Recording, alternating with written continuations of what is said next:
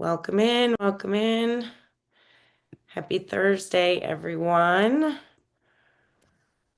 I just put a comment in the chat. We'd love to know who you are, where you're joining in from today. And in just a couple moments, I will turn it over to our fearless leader, Gary Schoniger, to kick off today's informational webinar. Just a couple housekeeping things first. We will be sending a follow-up email tomorrow with a link to the recording so that you can share it with others or revisit at a later time. Also, we will have some time for Q&A at the end of this session. So you feel free to any questions or comments that come up throughout as Gary is presenting. Go ahead and throw them in the chat, and we will look there first when it is time for Q&A. And just quickly, my name is Joni Weber. I should have said that first. I'm the Director of Training and Operations here at Eli. I'm seeing some familiar names, people I've had conversations with ahead of this, so I love that. Thank you for joining us. All right, Gary, we've got people just still continuing to come in, so I think maybe just like 30 more seconds or so, and then you can go ahead Yeah, and get started. good. We'll just give folks another minute to chime in here. Thanks everyone for joining us. I always get energized by these webinars. I don't know how long we've been doing these, Joni, forever, but it's always good to see people from all over the planet, and people come to these webinars for a variety of reasons. So thank you for being part of this. I'm going to just go right ahead and jump in and let's get started. Let me see how I can get this going here. Where's my slides? This is always the awkward. There we go. John, how are we doing? Can you see my screen? Yes, I can. You're good to go. Okay, perfect. So I want to talk about the entrepreneurial mindset in ways that maybe you haven't heard before. And I'm going to talk a little bit about my new book called The Entrepreneurial Mindset Advantage. And the subtitle of my book is about unleashing human potential, the hidden logic that unleashes human potential. And what I want to talk about is that our work, our ongoing research in entrepreneurship, and really trying to like expand the definition of entrepreneurship, get folks to think differently. Ultimately, what we're all about is there's an entrepreneurial, there's a mindset imperative. Like the learning how to think like an entrepreneur confers enormous advantage to the individuals, the organizations, and communities that understand this. And I want folks to think a little more broadly about entrepreneurship beyond just starting a business. So let me just dive right in here. You know, here we are in the world, and the changes are such that we all need to think like this. Whether we're going to start a business, whether we're going to work in the public sector, the private sector, whether we're going to work for another organization, or we're going to start our own, we all need to think like entrepreneurs. I read a book recently by some folks from Harvard called Employment is Dead. And what they and others like McKinsey are saying is that these top-down hierarchical managerial structures are ill-suited for a rapidly changing dynamic world. We all need to think this way. And a big part of the message is that there is entrepreneurial potential in every community, in every organization, waiting to be unleashed. And that's what we've really discovered at Eli through our work with the Ice House program. And this began My journey into this space began in the early 90s when I saw a story in the newspaper about a guy that had lost his job and was struggling to adapt. And I realized that opportunities are everywhere. I can see them. Why can't he? And that's the question that set me on this journey to understand the difference between entrepreneurial and non-entrepreneurial thinking. In 2010, in 2008, I was doing research for the Cisco Entrepreneur Institute in San Jose. They asked me to do a gap analysis on entrepreneurship education, and it didn't take long to realize that the subject of entrepreneurship is fraught with common misperceptions, misunderstandings, popular myths that really hinder our ability to understand uh, entrepreneurship more broadly. And as part of that research, I was interviewing everyday entrepreneurs. One of the problems that I discerned very early on was that a lot of entrepreneurship programs, particularly universities, are focused on the venture-backed high growth model of entrepreneurship. And, you know, that's just a tiny, it's an infinitesimal fraction of the entrepreneurial ecosystem. And so Cisco gave me a budget to go across the United States and start to interview. Let's figure out what a typical entrepreneur is actually doing. And that's where our work really got going. And Eli was launched in 2007 as part of this project. The research started in 2008. I met Clifton Talbert. He was one of the entrepreneurs that I interviewed. Um, and he explained to me that he was born in the Mississippi Delta. He was one of the founders of Stairmaster, the exercise. And I asked him how he learned how to think like an entrepreneur. And he explained to me that he was born in the Mississippi Delta in the 1950s in the 1940s to a teenage mother. He said there was cotton in every direction. It's all I could see. And for people that looked like me, he said to me that the work was in the fields. That was the expected way of life, except for the fact that I went to work for my uncle Cleve. And he said, this is the guy. My uncle owned the local ice house. He had a third or a fourth grade education, but he was the only guy in town that had money in the bank. And he was really my exposure to it. So Clifton and I wrote this book together in 2010, and with some initial funding from Kauffman, we created the Ice House Entrepreneurship Curriculum. I'm going to talk a little bit about that curriculum today, but I want this webinar to be standalone. I'm not trying, we'd love it if you buy our curriculum, come to our training. That's all fine and good, but I want to deliver some value to you, whether you're not if all you ever do is take this webinar. So what I want to begin with is in this journey, we had to what is an entrepreneurial mindset? I had to break it down into first principles. So, I got this thing in my way here. I got to get the chat. Sorry about that. Blocking my screen. So I want to talk for a minute or two about motivation. I want to talk about what is entrepreneurship. Let's define that. And then the most important of all of this is mindset. When you put these three things together, I think this will make more sense. So let's talk about human motivation. One of the big aha moments in our own discovery process comes from the field of social psychology and a theory called self-determination theory by some guys at Rochester, Deci and Ryan.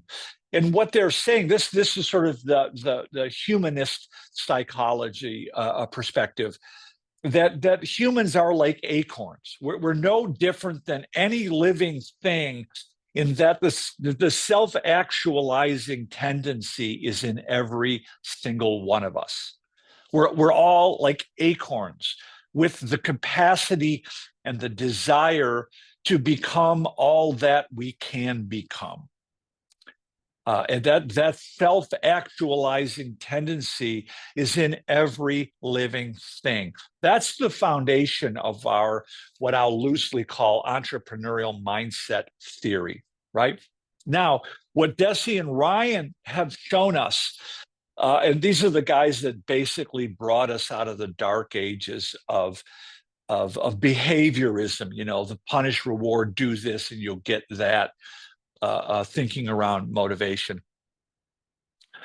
What Deci and Ryan and others have shown is that in order for us to become all that we can become, this requires three key psychological nutrients: autonomy, competency, and relatedness. We have the desire to be free, to make our own decisions, to be competent, to be able to navigate life, to have skills and the abilities to navigate our environment. And relatedness is a little more clinical, perhaps, but relatedness speaks to we need to be part of something. We need to feel as though we are part of a broader community. And so, what Deci and Ryan have shown us is that these three psychological nutrients are attainable.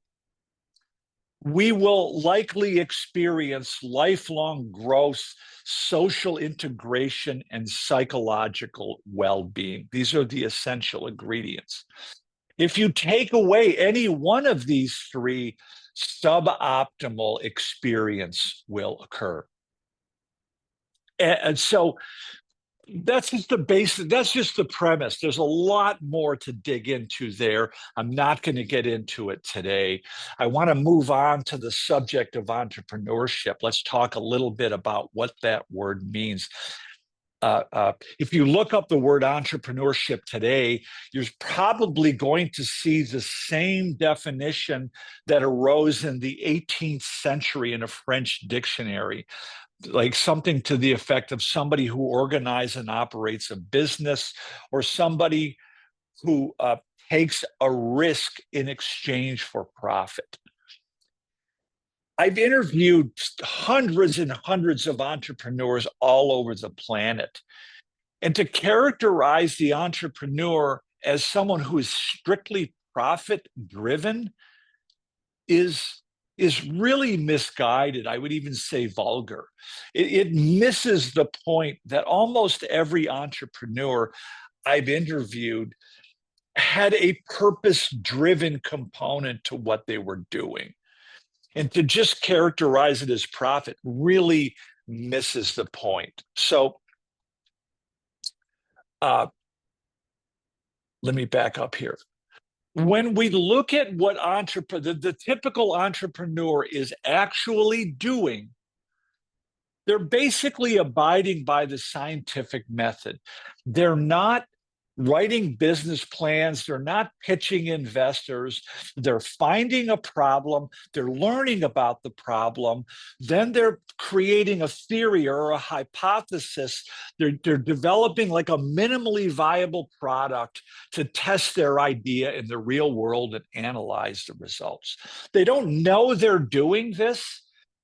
But when you observe the entrepreneur, it's the lack of resources that actually works to their advantage. And if you zoom out, it's a natural phenomenon. The way nature works is we don't make big, bold bets. We micro experiment. We try lots of little things in the margins and see what works. My broader theory here, and I talk about this quite a bit in my new book, is that whether you're an individual, an organization, a community, an organism, any living thing, what we see entrepreneurs do, preserve the core of what you're doing, right? Don't quit your day job. Don't mortgage your house. Don't go all in, but reappropriate some modicum of your discretionary resources out on the edges, constantly figuring out how to make yourself more useful to more humans. And so ultimately, we're redefining entrepreneurship as the self-directed pursuit of opportunities to create value for others. And by creating value for others, we empower ourselves. Now, look, there's a lot to unpack here, right? But it took me, more than 20 years to come up with this definition. But what I like about it is that you can embrace this definition in any role, in any job, in any circumstances. I've seen inmates do it, inmates with no possibility of parole. In prisons do it. I've seen city government workers do it. I've seen minimum wage frontline workers do it. I've seen leaders do it, right? It's the underlying assumption that it's up to me to figure out how to make myself useful as possible in any situation we're in. Sometimes when I'm speaking to students, I would say that, like high school students, right? Here's entrepreneurial mindset 101. Show up at your job 15 minutes early, stay 15 minutes late, and watch how quickly opportunity finds you.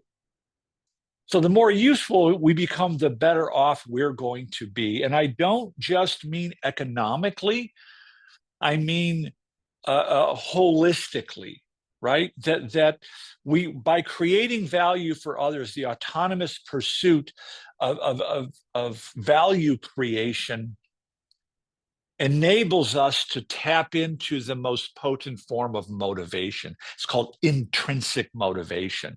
And that's what's happening to entrepreneurs. It's not obvious to them, but because they are autonomously pursuing their interests and their abilities in ways that are useful to others, they become intrinsically motivated and therefore optimally engaged. And what we're seeing is in colleges and universities. I'm at Victor Valley College right now, up in the high desert above Los Angeles. I've been working with this college for 4 years.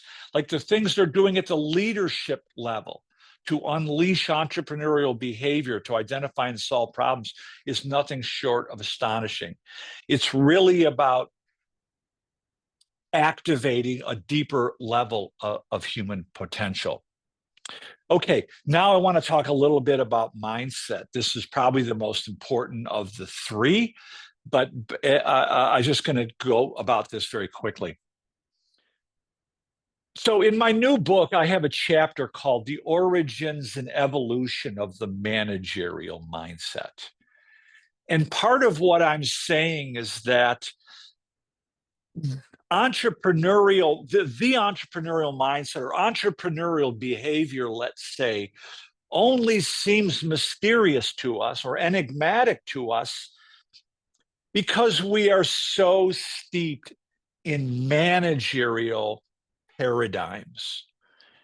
And that's part of what I'm going to talk about today. I've written about it more in my new book, but what are the underlying values and assumptions of a managerial paradigm versus entrepreneurial? But more importantly, we need them both. And so in my book, I use this parable from David Foster Wallace, in which he tells the story of the two young fish swimming along one morning, and they pass an older fish. And the older fish nods and says, "Good morning, fellas. How's the water?" And the two young fish just keep swimming along until one of them looks at the other one and says, "What the hell is water?" I like this parable because it helps make the point that we're so steeped in managerial culture, paradigms, values, and beliefs that we don't even recognize it. And part of my argument here is that the managerial mindset, the hierarchical managerial mindset, is appropriate in stable conditions, but it's maladaptive in dynamism and change. And every single student, every single worker will need to develop the cognitive dexterity, let's say, to be able to move back and forth between each. But here's the rub. leaders who understand this start to develop the conditions that are conducive to entrepreneurial behavior. They start to recognize the ways in which managerial thinking stifles curiosity, creativity, experimentation, and adaptation, which are absolutely essential in today's rapidly changing world. So, in our work, it took me a while to put some kind of a clinical definition on mindset. I was scouring the literature. I read Carol Dweck. She describes mindset as a way of thinking, which I found not very helpful. And it was only like, reading Daniel Kahneman's work about thinking fast and slow was helpful to me. But ultimately, when I started to look at Edgar Schein's work and his study of culture, did I recognize that mindset is to a person what culture is to a group.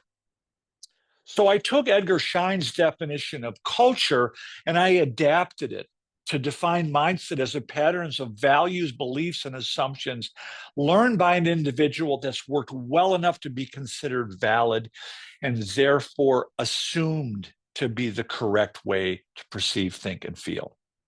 So here's how it works. And this Edgar Schein, I think lots of psychologists or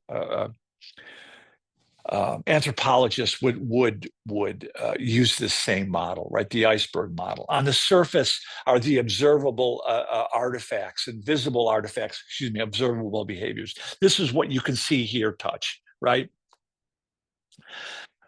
Just beneath the surface, we find our explicit knowledge and our espoused values. This is what we know that we know, and what we say is important to us.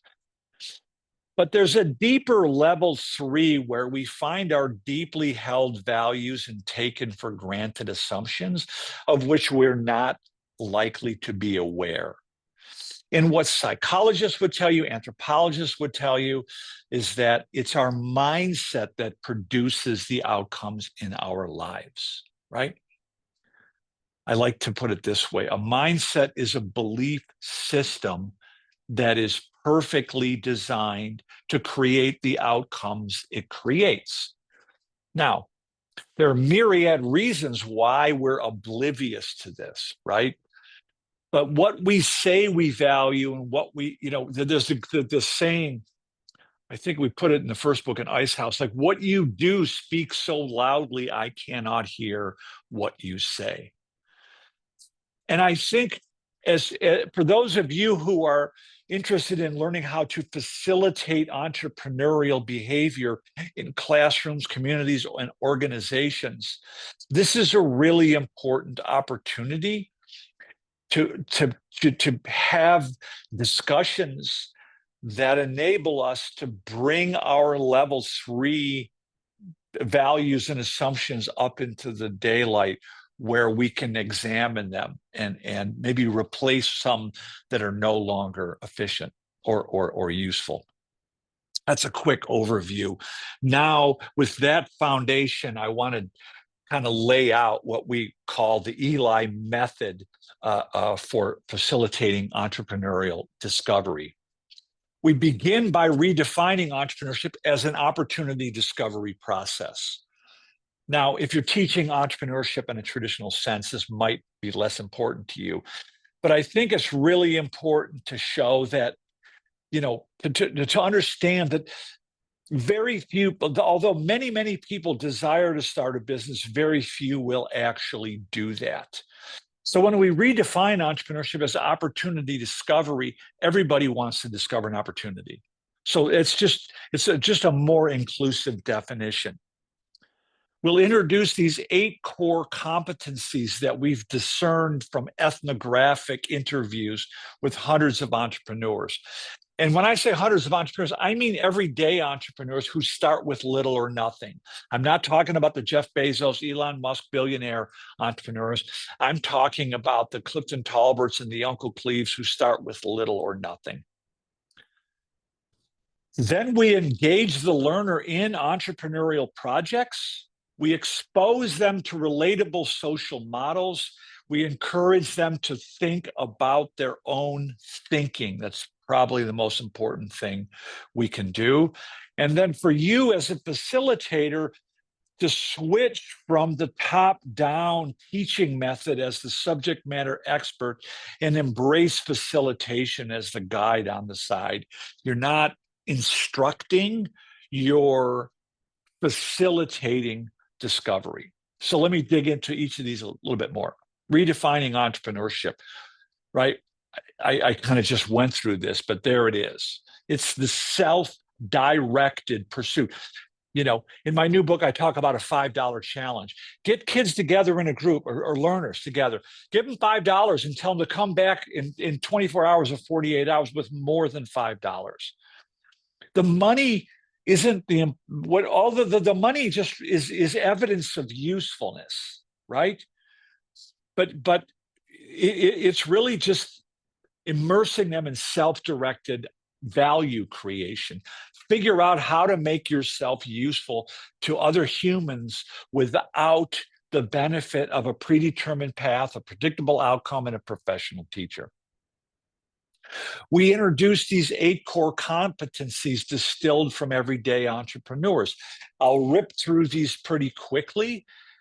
There's a lot here, and there's a lot more. There's a lot that I cannot get into, but this is what we observed in entrepreneurs.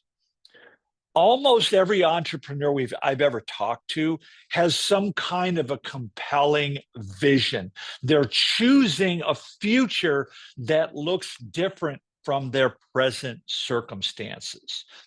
Now, the entrepreneurs themselves are mostly unaware of this, but this is foundational. And Joni, maybe you can look this up and put it in the comments here.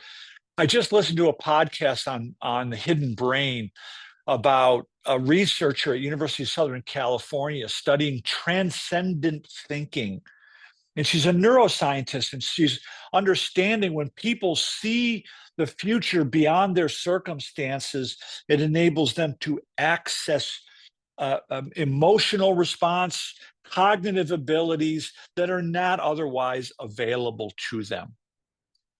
And I think this is probably the most important factor that empowers the entrepreneur. They don't know it, but it's the compelling vision that pulls from them their full faculties. It enables them to access problem-solving abilities, focus. They become, as Csikszentmihalyi said, Mikhail Csikszentmihalyi in his work on flow, they become optimally engaged. They become autotelic. They look at opportunities. They see problems as opportunities. And this is, again, a really subtle yet powerful cognitive shift. The entrepreneurs that fail are thinking about themselves. I want to be my own boss, and I like to knit, so I'm going to open a knitting store, right? It's they find a solution and then they go looking for the problem. And it's fundamentally like a focus on getting their needs met. Whereas the entrepreneurs that succeed, they look for problems, they look for frustration, they look for unmet needs. They use empathy as sort of the tip of the spear. Fundamentally, what's happening here is organic, it's intuitive. It's by solving problems for other people, they empower themselves. Now, I said this earlier, they're not writing business plans. Please, if you don't hear anything else, ditch the business plan and replace it with a minimally viable product. Business planning is for managers in large established companies. It's not for the typical entrepreneur. And what we've derived from the observation and interviews of hundreds of entrepreneurs is they micro experiment. They build a minimally viable product with whatever they have in the cupboard, the attic, the basement. whatever they can cobble together from family and friends. They take small amount of time and resources and they try things and they learn from the results. And so there's a third, the other thing here I want to draw out or point out is that what I see in these entrepreneurs is they weren't great students in traditional learning systems, but they're very curious and they're pursuing knowledge in myriad ways. They're watching YouTube videos, they're creating social networks, they're taking online courses, they're observing, they're learning from their experiments, they're learning machines. And so I see this as the foundation. Like, look for problems to solve, try lots of things, and learn, unlearn, and relearn constantly. This is sort of the entrepreneurial mechanism. Now, to enhance that mechanism, what we see is they tend to be very, very resourceful. They start where they are. They use what's in their cupboard, the attic, the basement, whatever they can cobble together in their spare time. And they use that to test their ideas and build the minimally viable product. And the minimally viable product becomes this beautiful little mechanism that not only generates revenue, but provides vital feedback, vital evidence of what people actually want and need. Reliable. I can't find a better way to say this, but the vast majority of entrepreneurs are not inventing anything new. They're doing something that's already being done, but they're just going above and beyond. And the best way I could say this is to use the words of Clayton Christensen from his book Competing Against Luck.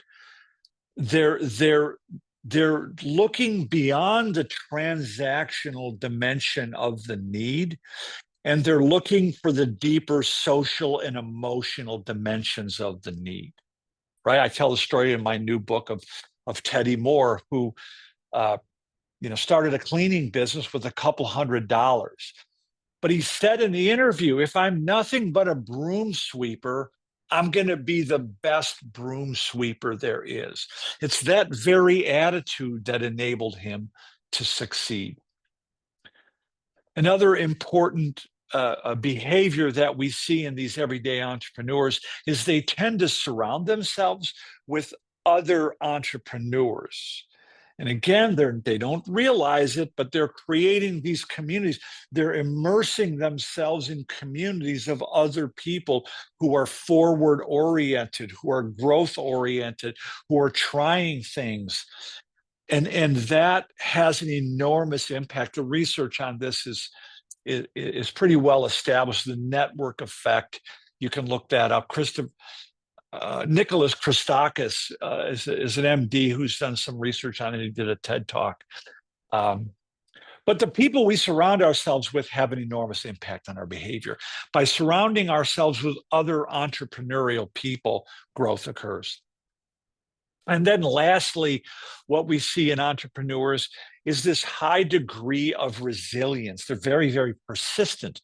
And we know from the psychology that persistence comes from optimism. Like the story you tell yourself makes an important difference. It's what psychologists call an optimistic explanatory style.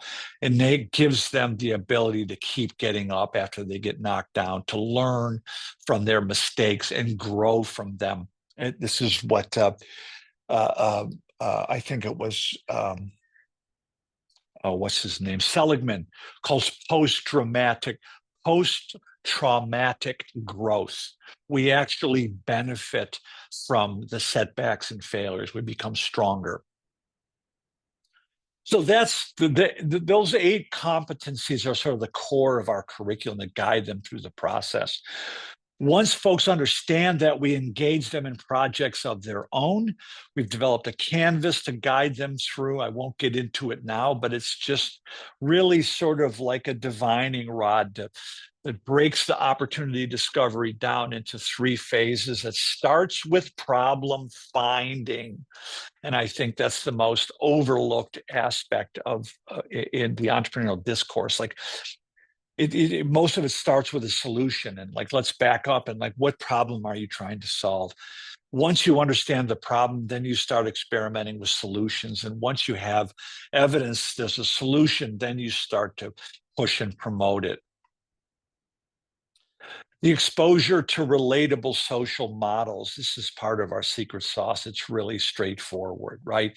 Throughout our training, throughout our curriculum, we have little video vignettes where the key concepts are reinforced from people who come from a variety of adverse conditions, like people that start with nothing, that they're immigrants or disabled war veterans or people that come from poverty or whatever. But the relatable social model is probably the most important thing we can do to activate this kind of behavior. We also encourage, right, the students to think about their own thinking. If you don't hear me say anything else, I know I already said that once, but I think once you understand entrepreneurship as a facilitating process rather than a teaching process, like Socratic questioning, like constantly encouraging kids to think about their own thinking. Why do you think that way? How might somebody else think about that differently? What evidence do you have? These are the kinds of questions that are ideal for entrepreneurial mindset development. And then lastly, let's embrace facilitation. And we use this research from Albert Bandura at Stanford in his work in self-efficacy and moving people from a helpless to a mastery orientation. Requires like four key things. Encourage small wins, right? You don't need to hit the ball out of the park. You need to get a little bit of traction fairly early on. Introduce local entrepreneurs, invite local entrepreneurs into the learning experience. And it's best when those entrepreneurs are relatable to the learner. If you're teaching college kids about entrepreneurship, bringing in the 75-year-old, white-haired millionaire might not be the best thing to do. I mean, I'm not saying don't do it, but like the relatability is key. Promote mentorship. In the beginning, you can play that role, but what we encourage is people to find your own mentorship network. We can't have the learner keep coming back to us for answers because you know what? We don't have the answers. We don't know. Encourage the learner to build their own mentorship network. A network of more capable peers. And then again, encourage the self-regulation, the self-reflection to think about their own thinking. So ultimately, what I'm saying here is the managerial mindset, managerial culture is focused on the delivery of useful things. These are the level 3 values and assumptions of managerial paradigms, right? It's assumed that the useful thing has already been established and that we are going to participate in the replication and distribution of a known useful thing, right? So we're abiding by known processes, established procedures. It's a much less ambiguous environment. It's typically hierarchical, top down. Someone else is making the decisions and we're doing as we're told, right? But the core value of managerial paradigms are that of replication, of productivity and efficiency. And that's necessary. It's absolutely necessary. But what we don't realize is these managerial paradigms, because they're focused on efficiency, tend to be error reducing paradigms. They punish failure. We want to reduce errors, and that's important. We need managerial paradigms. I am not saying out with the managerial and in with the entrepreneurial, but I'm saying when you contrast the two mindsets, the two paradigms, the two cultural value systems, you'll see the difference. The entrepreneurial paradigms are focused on the discovery of useful things. This forces us to learn how to function in highly ambiguous environments where there is no book or professor or subject matter expert to tell you you have the right answer. You're always dealing with ambiguity. There's no one else to tell you what to learn and do. That's up to you. And it requires exploration, experimentation, and adaptation. This is an error inducing environment. It requires us to make lots and lots of small errors in order to find the useful thing. So, what I'm ultimately saying is that the key to survival in this new world in which we now live is understanding which situation we are in so that we know which mindset, skill set to apply. What we see in workforce development, if all you have is a managerial mindset, all your problems will look like nails, right? I see this everywhere. Like, oh, let's just, workforce development, career and technical, that we need to teach the students new skills. Maybe, but they also need new attitudes. Like, that's really what it is. You need to learn how to learn and unlearn and relearn constantly on our own. So that's just a quick overview of our work. We've worked with colleges and university systems, governments, where we've trained thousands of educators, community leaders, business leaders around the world. A lot of this work is in my new book, The Entrepreneurial Mindset Advantage, which you can find wherever books are sold. And I'm really proud to say that, when this book first came out, I got invited to give a talk at the Human Flourishing Program at Harvard University. And ultimately, that's where I'll land this, right? This is really our work in entrepreneurial mindset development is really truly about unleashing human potential. It's about human flourishing. I also want to throw this out there. We now have, it's almost 5 years old now. I have a podcast called The Entrepreneurial Mindset Project, where I interview these everyday entrepreneurs. I also interview psychologists, thought leaders, other people in this space. There's tons of cool stories there. You can check that out. We do keynotes and workshops. The keynote is a good way to sort of energize people and figure out who are the early adopters that want to buy in. We do workshops and professional development sessions for organizations, colleges, universities. And we also have our online facilitator training, and the next cohort is coming up. Joni, I think you got the dates there somewhere. I'm sorry Kicks I didn't off put them in. October 16th. Thank you. Thank you. I'll put a link Uh, to some of these podcasts, the books, our training, things like that in tomorrow's follow-up email as well. okay, thank you. The facilitator training is online. There are 4 2-hour sessions online. There's lots of other immersion there. We've trained 4,400 plus facilitators around the world over the last 15 years.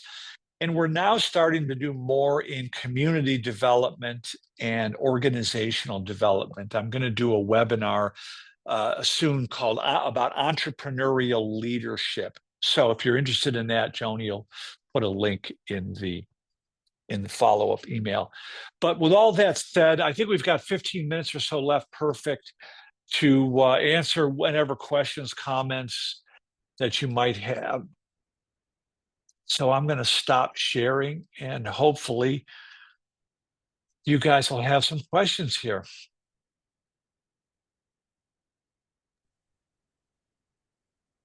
What questions do you guys have?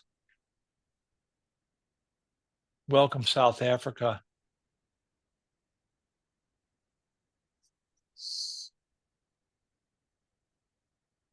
Checking the Q&A as well. Keep an eye on the chat. There you go. There's one from Paul for you in the chat, Gary. Yeah. That's a big question, Paul. I'm trying to think how to um,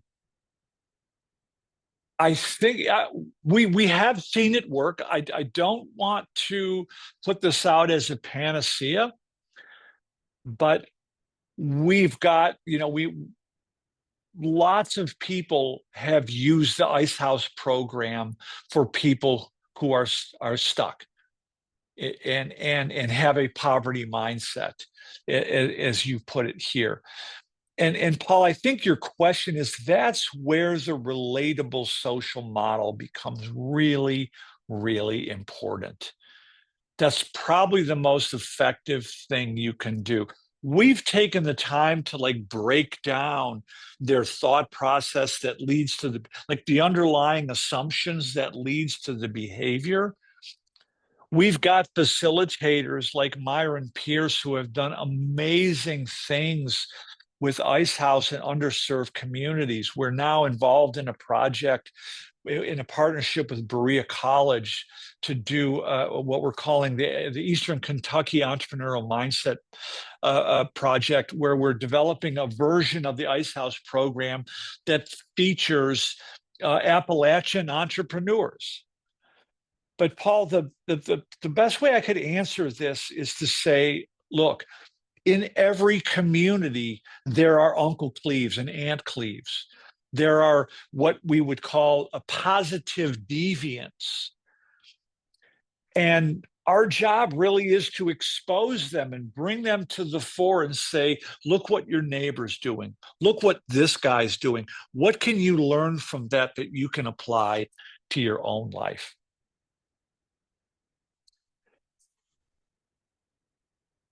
Christine, what type of results data do you have on the facilitator? Have you been able to attack and increase the startups in a community? Joni, what do you got here? I'm trying to read and answer out loud. You got some of our development here. The big problem we have, Christine, is that everyone wants to measure different things. And my great frustration is that people get grants to do Ice House, and then they're asked 6 months later how many jobs you've created, which frustrates me to no end. It's like we gave you a grant to plant acorns. You can't come back to us in 6 months and ask us how many board feet of lumber we've generated. And I speak at ecosystems, entrepreneurship ecosystem conferences a lot. And I'm very frustrated with the way people talk about entrepreneurial ecosystems. And what I'm saying is that what we found at Eli is there is this vast preponderance of entrepreneurial potential in people and places that are being overlooked or underestimated or ignored. But it takes time to build this. This is a decade in the works. It's not something you're going to throw a program out there and all of a sudden you've got 5 new businesses being built. Now, with that said, Tony, I should probably point, the question towards like people like Jim Carell or Myron Pierce or Tom Rue. I mean, let me start with Tom Rue, Christine. He took Ice House. He runs a foundation in North Carolina called NC Idea Foundation. In his he's really blazing new trails in economic development. He's basically purchased a license to make Ice House available statewide to anyone for free. He's trained 400 facilitators in middle school, high school, community college, university, workforce development, small business development centers across the state. Just carpet bombed the state, right? Oh, he's the guy that referred you. All right. So that's sort of, we see that as sort of the nutrient in the soil of building an ecosystem. And the numbers that are coming out of this, it takes time. And Tom will tell you, it takes time to develop this. You got to do the work, and it just doesn't happen overnight. So I hope I asked that question, answered that well enough. I'll talk about Jim Terrell also, who's a small rural community. Jim was teaching entrepreneurship at a local community college as an adjunct, I think, and he almost single-handedly transformed the economic landscape of a small town of 10,000 people, raised over $1 million. Sorry. Anyways, I'll leave it there. And Christine, on that page I linked, there are case studies for Independence Community College, which is where Jim started, and then also NCID, but it sounds like you're familiar with Tom. Mhm. There's a few others, good ones in there as well. Okay, I'm reading this quote here from Sept. Hope I pronounced your name properly. Sorry if I did not. Yeah, this is so Sept. You're part of the project we're doing with in South Africa with Alan Gray Orbis. Let's share more about the work we have done over the past year and a half and look at how we can enhance our entrepreneurship program. Let's do it. I'd love to hear your feedback. Love to know how we can enhance it, grow it. I mean, I want to just say something. We did a training for about 225 career and technical education teachers in South Africa. Joni and I did a couple of years ago. And it was just an amazing transformational experience. But one of the things that happened in that room, one of the things that our partners at Alan Gray Orbis Foundation asked us to do was to interview local South African entrepreneurs while we were there doing training. And we were training primarily career and technical education teachers. And at the time, I don't know what it is now, I haven't looked lately, but at the time, like youth unemployment rate was about 60%, 60%, extraordinarily high youth unemployment rate. And the current technical education teachers were saying, there are lots of anxiety and angst and hand wringing about, like, what do we tell our students? There's no jobs. There's no jobs. What are we preparing them for? There was a lot of anxiety about that. And then every evening I would go across this compound and I would go interview 2 or 3 or 4 local entrepreneurs who all told me more or less some version of, like, if this startup I have now doesn't work, I'll find another one. There's opportunity everywhere. And it really struck me that you guys are living in the same communities. It struck me the difference of the managerial versus entrepreneurial mindset and the need to shift that mindset. And Sash, I'm saying also that we're now gathering some partners to do a larger, like, Pan-African entrepreneurial mindset project as a result of this work. So I would love to connect with you, see how we can help, learn from your experience, and how we can improve this process. I will also include links to both my calendar and Gary's calendar in tomorrow's follow-up email so that you can take a look and schedule a meeting with either one of us at your convenience. Thank you, Joner. All right. Any other questions you guys have? Looking forward to reading your book and learning more. Thank you, Paul. I work at Entrepreneur Accelerator. This is 11 years old, where mindset is number one thing. Yeah. The other thing I would say to folks who are facilitating entrepreneurship is, like, figure out how to do local events. And I wrote about this in the new book, Paul. But, like, what if we treated entrepreneurship with the same reverence we do sports? right? And when I was at Harvard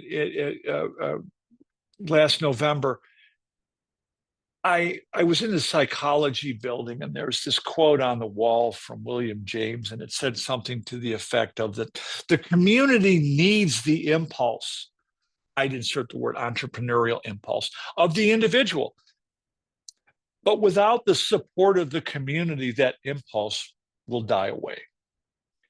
So probably the most effective thing you can do as a facilitator is hold regular events where the learner is exposing their ideas to the community, not asking for money, but asking for feedback, guidance, mentorship, and support. And that's what makes the difference. Like, just treat it like a pee-wee league baseball game. Invite the community in, and that's the sunlight that will have that acorn will rise towards, right?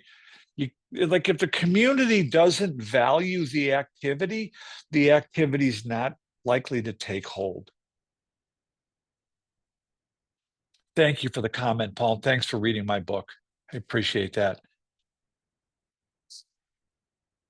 I'm just seeing more and more leadership things. I just and Joni, maybe you can put this in the follow-up email, that McKinsey piece you and I've been talking about, that organizations are increasingly realizing they have to cultivate entrepreneurial thinking within the organization.